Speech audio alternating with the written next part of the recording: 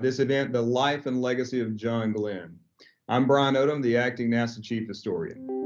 From his birth on July 18, 1921 in Cambridge, Ohio, John Glenn certainly lived a life filled with excitement and incredible accomplishments. One of the original Mercury 7 astronauts, Glenn's orbital flight aboard Friendship 7 on February 20th, 1962, came at an incredibly important inflection point in the early years of the space race with the Soviet Union. His return to space on October 29, 1998, aboard the Space Shuttle Discovery's STS-95 mission, capped an incredible career in space and cemented finally his legacy as part of that program. Today, I'm pleased to be joined by an incredible group of folks here, as we'll all find out in a bit here, as we discuss Glenn's life and legacy. First, we have the NASA Administrator, Bill Nelson here. Bill, then we have NASA Glenn Center Director, Dr. Marla Perez Davis, and our invited guest is historian Jeff Shesol. First, I'd like to welcome Dr. Perez Davis to start us off before turning to our discussion with Jeff, the author of the new book, Mercury Rising, John Glenn, John Kennedy, and the New Battleground of the Cold War. But first, let me introduce Dr. Perez Davis. Dr. Marla Perez Davis is currently the director of NASA's Glenn Research Center in Cleveland, Ohio. Prior to becoming center director there, Dr. Perez Davis held several leadership positions at Glenn, including deputy center director, aeronautics research office director, project liaison and integration office chief, and the electrochemistry branch chief. And now to turn it over to Dr. Perez Davis for some opening remarks. Good afternoon, and thank you for joining us for today's program. I'd like to thank Dr. Odom for organizing this event, which is part of a week-long celebration that culminates this Sunday, 100 years from the birth of a true aviator, space pioneer, and a devoted public servant, Senator and astronaut John Glenn. As the first American to orbit the Earth, Glenn became an instant national hero, as his flight helped NASA learn more about human spaceflight and set us on a course to win the space race. I'm looking forward to hearing today's speaker share his insight on the historic Mercury Friendship 7 mission in 1962. 30 years later, Senator Glenn flew once again on Space Shuttle mission STS-95, participating in investigations about the aging process. On March 1st, 1999, the NASA Lewis Research Center in Cleveland, Ohio was officially renamed the NASA John H. Glenn Research Center at Lewis Field to honor this remarkable man. Later that spring, our center hosted a full day of festivities, including a parade and ceremony. As Senator Glenn spoke to the gathering, he expressed his honor being associated with the center, his historical contribution and bright future. Noting the slogan he saw in one of the parade floats, expanding horizons, opening frontiers, he challenged the men and women of NASA Glenn to continue working to make that mission a reality for our future explorers in air and space. I am going to read to you what Senator Glenn said to our staff that day, because I couldn't possibly say it better. Here is a passage from his speech. Expanding horizons, opening frontiers. And that just about said it. It say it for the lab here, it say it for NASA's activities. Expanding horizons and opening frontiers. Every single bit of advance that ever been made by humankind in all of the history has been made because somebody was curious. Curious about how we do things better, how to do things differently, how if we just knew this little bit of information, would that unlock a secret to something else? In medicine, engineering, transportation, in science across the board, it's taking that bit of curiosity to move us forward as humankind. And that's what you are all involved with right here. It is expanding horizon and opening frontiers. That's what he said that day. And we at the center, bearing his name, continue his legacy of exploration, inspiration, and discovery as we make impactful, lasting contribution to our nation and prepare to send the first woman and the first person of color to the moon under Artemis. Godspeed, John Glenn, and thank you for the example you set for all of us. Thanks. Back to you. thank you so much, Dr. Perez Davis. Really appreciate that. And the inspiration, certainly that we draw from Glenn's life, you encapsulated that. Now I'd like to, welcome our someone who needs no introduction, obviously, our NASA administrator, Bill Nelson, to the stage, and introduce our guest, Jeff Shesol. First, Jeff is the author of several works here, notably the one we'll talk about today, Mercury Rising, but also Supreme Power, Franklin Roosevelt versus the Supreme Court, and Mutual Contempt, Lyndon Johnson, Robert Kennedy, and the Feud That Defined a Decade, both selected as New York Times Notable Books of the Year. He is a former speechwriter for President Bill Clinton and is a founding partner of West Wing Writers. A Rhodes Scholar, he holds degrees in history from Oxford University, Brown University, and is a frequent contributor to the New York Times and the Washington Post and the New Yorker news deck. So I'll turn it over to the administrator. I'm going to stay on, but administrator, if you would go ahead and open us up. Well, this is a real treat for me to interview Jeff, because I read the book. As a matter of fact, I listened to it on Audible, and I couldn't put it down. And I've recommended it to a number of people. It captures a part of our American history that not only is important to organizations like NASA, but is important to the success of our country, because of what we had come out of in that face down with our mortal enemy, the Soviet Union, with nuclear warheads facing each other. And out of this came a spark that suddenly we were behind. Suddenly they held the high ground, first with Sputnik, and then with Gagarin and Titov. And after Gagarin had already flown, we could only get into suborbit with Shepard and with Grissom. And then came delay and delay. And then in February of '62, John Glenn took off on an Atlas that had a 20% chance of failure, and there's no looking back. And America won that space race, which ultimately allowed us to have a partnership with the then Soviet Union in Apollo-Soyuz. And now the partnership continues with the Russian Space Agency. And so I think Jeff has hit a part of American history that is pivotal. And I want to know how, since you've talked about, or you've written about Franklin Roosevelt and all these others, how did you zero in on this particular part of our history, Jeff? Well, first, Administrator Nelson, I just want to thank you for those very, very kind words about the book and for joining us here today. It's really an honor to be here in conversation with you. And I want to thank Dr. Odom and Dr. Perez Davis for your comments and for joining us as well. It's really a thrill for me, a treat. And I appreciate what you said about the context of the book and the story that I'm trying to tell. Like a lot of American kids, I grew up fascinated by space and fascinated by the individuals who'd flown into space and the heroic accomplishments of those Americans. But as I looked back from a recent vantage point, I wanted to understand a little more the significance of John Glenn's flight. I understood that he had become the first American to orbit the Earth, and that alone guaranteed him a place in history. But the reaction to Glenn's flight seemed almost wholly out of proportion to that simple fact. It was significant, but why was it so significant?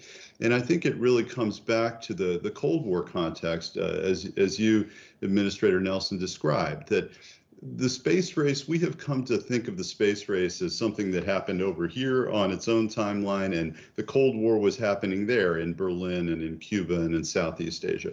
But at the time, they were understood to be part of the same conflict. That was certainly how President Kennedy understood them. That was certainly how the Mercury astronauts And everyone at NASA understood them, that it was part of this greater global struggle between two systems, between freedom and totalitarianism. And when you look at it through that frame, then you begin to understand why the buildup before John Glenn's flight was so significant and why the response afterward was what it was. So how did President Kennedy, who really didn't know much about space and probably, as you suggest, didn't care a lot about it, but he had this incisiveness that he could pierce through, and he could see the political ramifications of something. And he saw that this was a moment in time with a technological program that could vault America into the lead. How did he come to that conclusion? He came to that conclusion slowly, a little reluctantly, but inevitably, I would say.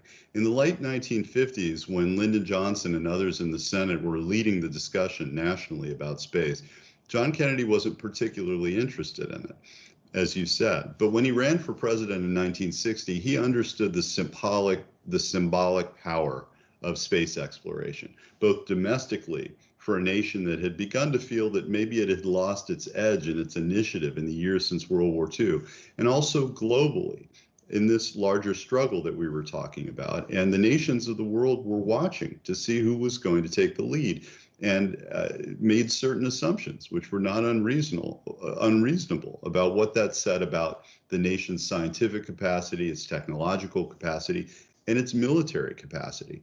So Kennedy in 1960 ran in part on the issue of space, and he said repeatedly that it was unacceptable and dangerous for the United States to be second in space. Now, what he didn't have at the time was a plan to put America in first place. That was going to take some time, and was going to take, frankly, some prodding from the Russians, because it was really only after that Gagarin flight that you mentioned that Kennedy awoke to the fact that he needed a solution, and he needed it now.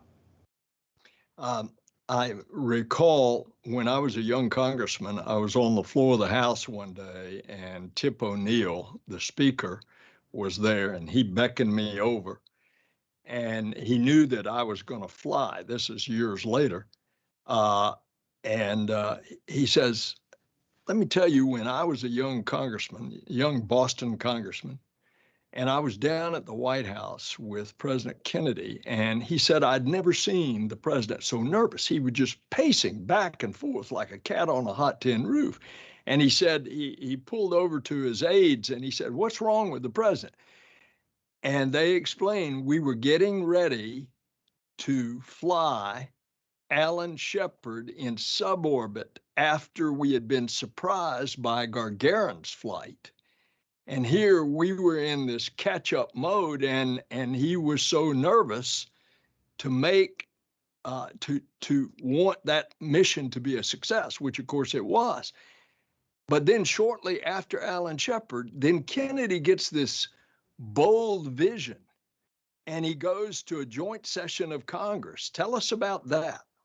That's right. Well, that's a fascinating window into what Kennedy was experiencing at that time. He understood the stakes politically, geopolitically for the country if we were to fail. If the Alan Shepard mission ended in any way in failure, it would happen before the eyes of the world. The Soviet Union, because it was, of course, a totalitarian state, was enabled to fail in secret, which they did.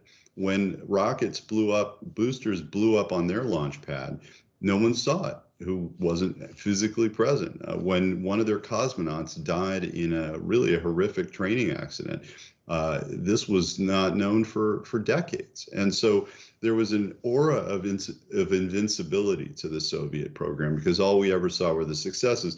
Whereas when our rockets exploded on the launch pad, the news cameras were there, and it would appear in newsreels around the world and in newspapers. So Kennedy understood these stakes. And it was after Shepard's successful flight, as you described, that he was ready to make that bold commitment to go to the moon.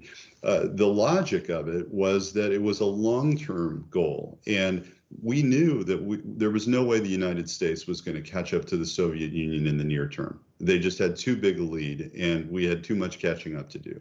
But if you set a goal that was far enough away, literally, I guess, in terms of the moon, but also in terms of time, that was going to require new technology that hadn't even been imagined yet, that was going to require investments on a massive scale over a long period of time, that maybe, there's no guarantee, but maybe we would have a chance to leapfrog the Soviets on the way to the moon. Although the Congress did increase the funding for the program after that speech, that was received, as you point out in the book, in a kind of ho-hum fashion. What then propelled President Kennedy to go to Rice University, make a follow-on speech, and when did that occur that he really poured the juice to the program? That speech occurred in September of 1962, so about a year and a half after the initial speech. And you're absolutely right. As I describe in the book, we see the sound bites from these speeches, and the boldness of Kennedy's commitment rings through the decades since. And we know, of course, that this was a successful gamble that he made, that we did get to the moon by the end of the decade. But as you said, the members of Congress, the senators in that chamber, received it very differently. And Kennedy knew it.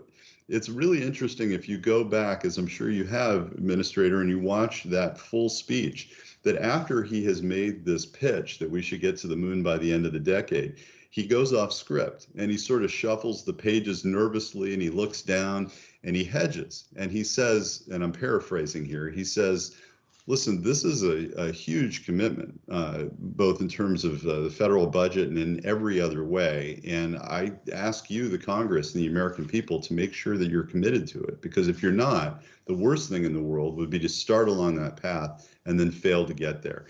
And when he went back to the White House, he talked to his speechwriter, Ted Sorensen, and he said, in effect, I don't think I sold it. I was reading the body language of the members in my line of sight, and I don't think they were buying it. And in fact, the press wasn't as excited about it as Kennedy might have hoped. The newspaper coverage the next day focused not on the great adventure of going to the moon, but on the cost, which was a concern of Kennedy's as well. So it took some time for him to lead the American public and the members of Congress toward this goal along with him.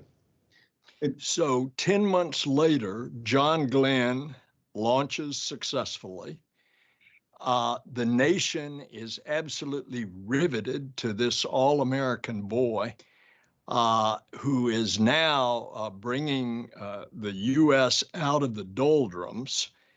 And is it at that point that Kennedy then pours the juice to it and says, we're going to do this in the decade and we're going to be successful? He had announced the goal prior to Glenn's flight. He had announced the goal of going to the moon by the end of the decade back in that May 61 flight. And Glenn doesn't fly, as you noted, until February of 62.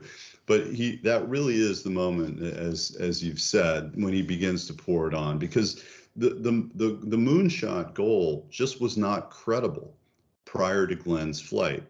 And it wasn't as if Glenn's flight in itself meant that we were certain to get to the moon or that we were certain to get there before the Soviets. But it really, for the first moment, Americans and our allies around the world were able to believe we had a shot. This was possible. This was what made the moonshot goal credible, even, as I understand it, within NASA. Within NASA, there was a lot of excitement about the goal, and there was a commitment to the goal, certainly, but there was also a lot of doubt and skepticism because, of course, those who were most intimately involved with the space program knew what a struggle it had been just to get these few men that we've been talking about into the suborbital range and then ultimately this orbital flight of Glenn's. So among the original 7, and of course they get extraordinary publicity, but Glenn rises to the top as the all-American boy, this incredible story of a devotion to a wife, Annie having this speech impediment, just down the line, American red, white, and blue. But there was fierce competition, and John felt rejected because Alan Shepard and then Grissom, and yet he ends up getting the cake with the cherry on top with the first orbital flight. Tell us about that. Well, you're absolutely right in describing the way that Glenn was seen and understood. And this is really who he was. I mean, they would often tease him, the other astronauts, and they call him the Boy Scout, or they call him a Sunday school teacher. He was both of those things. He was also, and they knew this as well, he was also the most decorated combat pilot of the entire group. Not all of them had even fought in combat. Alan Shepard had never fought in combat, and it was sort of a sore spot with him. They were all brilliant test pilots, but Glenn was the most successful of all of them in wartime, and had also been the only one as a test pilot who had achieved national fame. He, in 1957, had set a speed record, flying a Crusader jet from Los Angeles to Brooklyn in 3 hours and 23 minutes. And he wound up on the front page of every newspaper in America. He wound up with a multi-week stint on Name That Tune on CBS as a contestant. He became a celebrity, and he became really adored by the American public. So when they're selected as astronauts in 1959 and they're introduced to the public, Glenn is already very well known. And there is a sense on the part of the public, on the part of the press, and even many in NASA, that of course Glenn will win this competition to be the first in space. He stands above all of them, really any way you look at it. And Glenn expected that he was going to come out on top. Now, in fairness, so did Alan Shepard, and so did Deke Slayton, and so did most, if not all, of the others. They were used to winning. They were used to leading. And so it was a huge shock to Glenn's system when Alan Shepard was selected first. Gus Grissom, as you said, was selected second, and Glenn was made backup to both, which in a way was adding insult to injury. It was very tough for him for a period of time to accept that. In fact, he didn't accept it at first. He wrote a letter of protest to Bob Gilruth, the head of the Space Task Group, who made the decision. He didn't get very far with that protest. But as you said, Administrator Nelson, he wound up with the bigger prize, which was the first orbital flight. And there was a lot of luck to that, just in terms of the timing. If he'd been selected first, then he wouldn't have gotten the orbital flight. And the orbital flight, by the time it happened, had assumed greater and greater significance for some of the reasons we talked about earlier. And afterwards, he didn't get to fly again. I always heard that it was Kennedy that said, you can't fly again, you're too much of a national hero. But you suggest something different in your book. This is a story that had, and in a way still has, a lot of currency, because it's hard to explain otherwise. Why wouldn't John Glenn go back into space? It was an incredibly successful mission, and these were never supposed to be one and done. It wasn't, get to the back of the line or fall out of the program. So he and the rest of the country really expected that he was going back into space. And in fact, there were a lot of predictions, including one made by your predecessor, James Webb, that perhaps Glenn would be the first to walk on the moon. This was the expectation. And so it seemed that the only way to explain the fact that this didn't transpire was that President Kennedy had seen the importance of Glenn as a national symbol and ruled it out on safety concerns. But there's really no evidence of this at all. And Glenn heard this story and maybe found a little bit of comfort in this story, and he told it in later years as something that he had heard, not something that had necessarily happened. But there's really no evidence that Kennedy ever got involved in making these sorts of decisions. Tell us about writing his children a letter before the flight saying he might not make it. This was the most startling document that I found at the Glenn Archives at Ohio State, which is an incredible collection of his materials. And I wasn't looking for it. There's always a serendipity to these sorts of research missions. And there it was in a folder, and it took me a little while to figure out what it was. It was a script that he had written for, as you said, a recording that he made that was meant to be played for his children, who were teenagers, his two kids, if he didn't come back alive. And he also made a recording for his wife, Annie, as well. And this script makes clear this was a very, very frank recording. It begins, "If you hear this, I've been killed." And he goes on to talk about his belief in God, his belief in an afterlife. He even talks about a signal that he wants to send his kids from heaven so that they know that he's there and that he's okay. He talks to them about the funeral that he will have at Arlington, in which a case in which there probably wouldn't be a body to bury. I mean, very, very difficult, frank stuff that he wanted to be sure that he said what he needed to say directly to his kids in this way. And in fact, and I found this to be a really moving and in a way a surprising fact, that when Glenn was in that capsule and he was strapped in and he was sitting atop that Atlas rocket and he was getting ready for liftoff and the countdown was going down, he was patched through to say goodbye to Annie. And one of the last things that he said to Annie was, "Did you get the recordings that I made?" This was very much on his mind. And of course, this larger than life person, he doesn't fly. He, years later, convinces your former boss, President Clinton, to let him be a part of the space shuttle program, and does that extraordinarily at age 77, of which I've talked to those crew members, and they said John participated in everything at that age and did it exceptionally. But his life was also a series of disappointments. He talks to the Kennedys. They want him to run for the Senate. He slips in the bathroom, has an inner ear problem, has to back out of the first Senate race, runs the next Senate race and loses.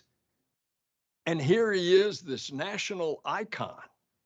And yet he has to go through suffering again, twice, before he's elected. Talk about that and talk about his success as senator. That's absolutely right. I mean, it's easy to look back and gloss over all this and see this as a charmed life. And of course, in many ways it was. And yet at the same time, there were big disappointments. That was, at least for a while, a huge disappointment that he didn't get to fly first or second.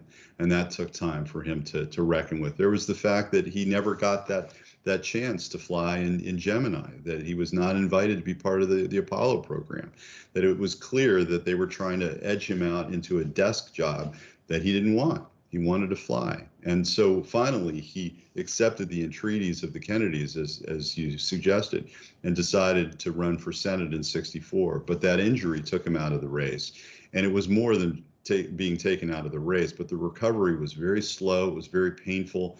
It would take him 10 minutes to essentially almost crawl along the wall to get from his bed to the couch in the morning. And this is a vigorous guy who had just been up in space and had aced every physical test that he'd ever taken. He'd never had an injury in wartime. And so these were tough things to recover from. And then, as you said, the political losses, and then runs for president, as we know, in 1984. And even though initially the Reagan White House saw him as the strongest Democratic challenger, it didn't emerge that way, and he didn't wind up winning a single primary. So there was no, Glenn understood, he often talked about his faith this way, that being a person of faith gave you no guarantees. It was, as he often said, and this was his mother's advice, it was a 50-50 proposition. And 50% of it at least was up to you and your hard work, and you were going to succeed and you were going to fail, and you had to keep at it. And that was very much the way he approached not only his life as a pilot and an astronaut, but as a politician as well. Did John have an appreciation of what Lyndon Johnson had done for the space program? Because Kennedy gave the inspiration, but a lot of the implementation was Lyndon Johnson. He did. He was aware, and I think there was a lot of awareness within NASA, certainly, and on the part of the astronauts, that Lyndon Johnson had done more than really anybody, and that includes Eisenhower and that includes Kennedy, to really drive the space program forward in its most difficult period, to give it proper footing, to give it proper funding, and to set America on the path to the moon.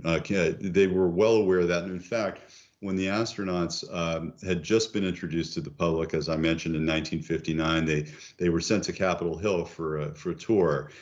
Nixon, the vice president, stopped by, did a quick meet and greet and a photo on the Capitol steps, and was gone. Eisenhower didn't have time for them. But then they were ushered into Lyndon Johnson's palatial rooms, which of course you know very well, were referred to as the Taj Mahal. And this was really the meeting that mattered. They were meeting the American who was, again, doing more for the space race than any other. So I know we're almost out of time, but you as a historian, if you would look and compare, we were in this space race with the Soviets. We were able to compete and ultimately win a victory. And here we are over a half century later, and we now have a very aggressive competitor in the Chinese government and its space program. And they are challenging right and left, and make no bones about it publicly that that's what they're doing. You want to compare the two space races? Absolutely. And I think I have followed with interest your statements and your leadership on this issue. You've been very clear about the challenge that we face from China in space. And of course, the relationship, as President Kennedy often stressed, as Lyndon Johnson stressed, the relationship between what happens in space and what happens on Earth. And these things are not separate. And they are part of, as you have said, Administrator, they're part of the same larger struggle, again, between freedom and totalitarianism in our own era. Sometimes it takes a competition like this to get America to wake up and get up and commit to the fight. But I think what's clear now, what I hope is clear now, is what became clear to President Kennedy in 1961, that there was no backing out, there was no opting out, that this was a challenge that if we were not going to engage in it on our terms, then our adversaries were going to set the terms. And they did not always have the peaceful purposes that we did. They did not always intend in space to act, as the Space Act said, on behalf of all mankind. And so I think that there's no opting out. This is a challenge that whether we created it or not, we must engage in it. It's important, not just symbolically, but in all sorts of practical ways. Well, Jeff, it's been a delight for me to interview you, and I am looking forward to reading anything else that you write because the words came to life off the page to me. And thank you for the insight that you have at a critical time. People often forget. Just think in that era when John flew, Kennedy had been embarrassed by Khrushchev in Europe in their first summit. Shortly around, he had the embarrassment of the invasion at the Bay of Pigs in Cuba.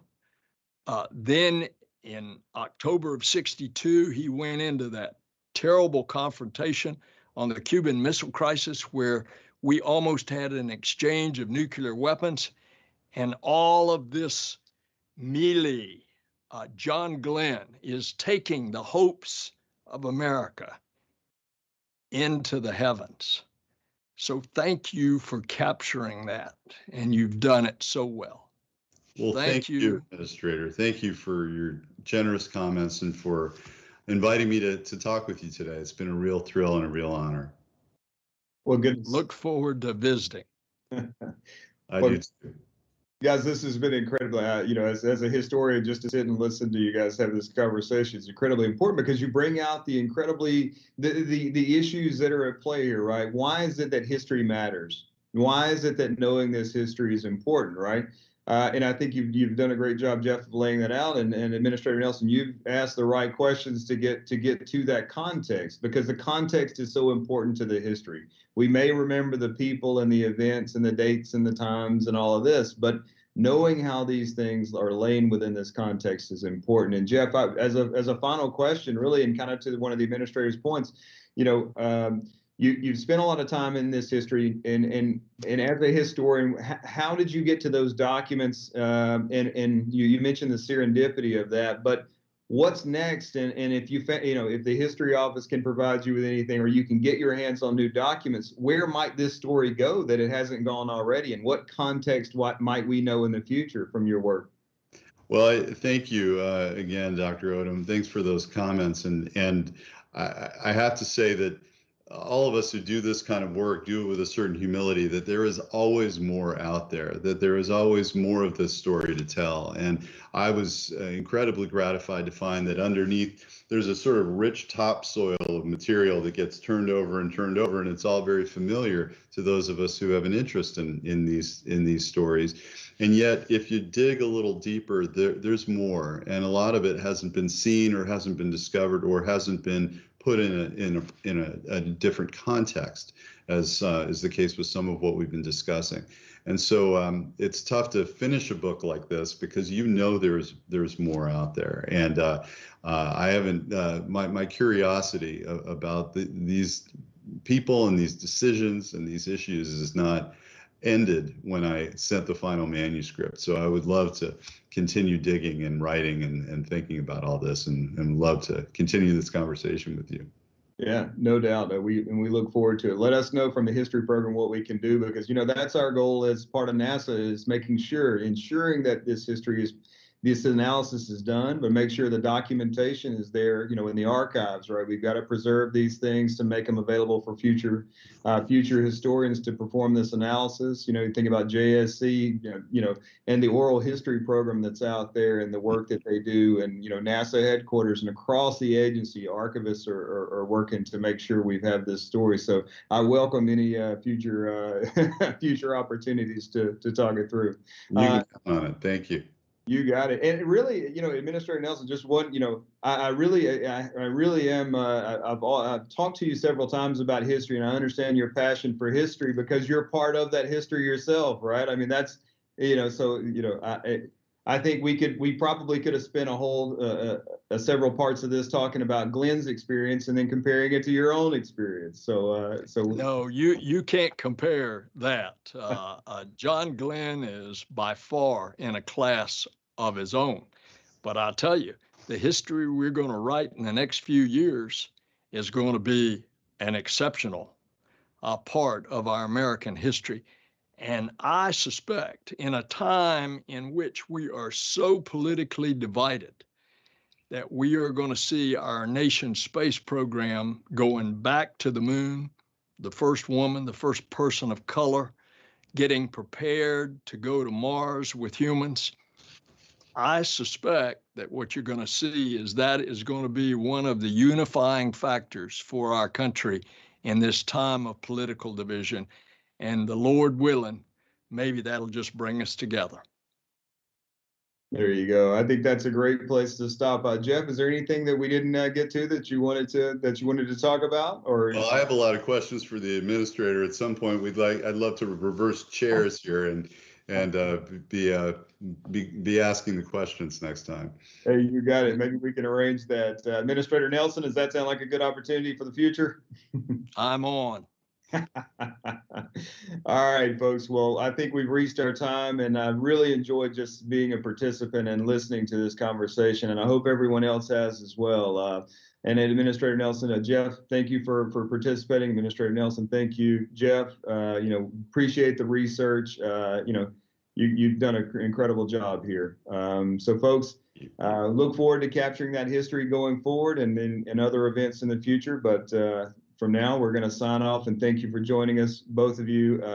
Dr. Perez Davis, thank you for those kind inspiring open remarks. And I think we're good. Everybody have a great day.